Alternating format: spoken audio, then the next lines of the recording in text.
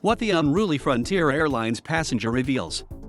In this instance, a 22-year-old man named Maxwell Berry had 2 drinks on a flight from Philadelphia to Miami before he groped 2 flight attendants and punched a third, according to the Miami-Dade Police Department. For starters, flights can be dangerous and terrifying enough without privileged young bully boys making a scene and assaulting those charged with keeping order.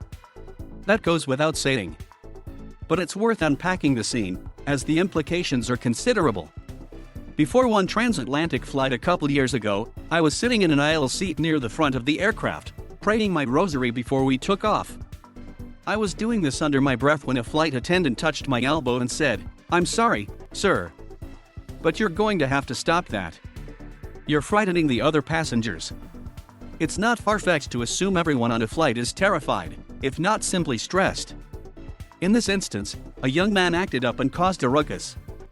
As a college professor for many decades, let's just say that this unruly and entitled behavior is not entirely unfamiliar to me.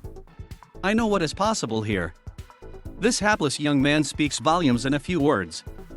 He's white, yet he seems to suggest that's somehow a burden. He claims his parents are worth more than $2 million, and yet he cries out, seemingly aware that it's of no help to him in the moment. The clock isn't going back to a time when a young white man could get drunk, grope women, and brag about his parents' money.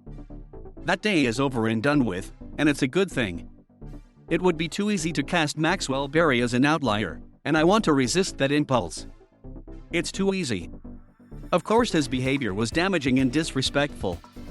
But if we look past his shouting, we can see an emblem of the uncertainty of our times. Progress is never linear, of course. It's a zigzagging, uncomfortable affair. And this uncomfortable episode on a flight from Philadelphia to Miami has a lot to say, if we choose to listen with humility, broad-mindedness, and even compassion.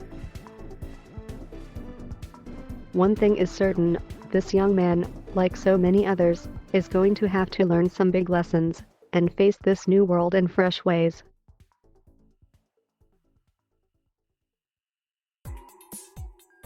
Thank you for watching. Please subscribe.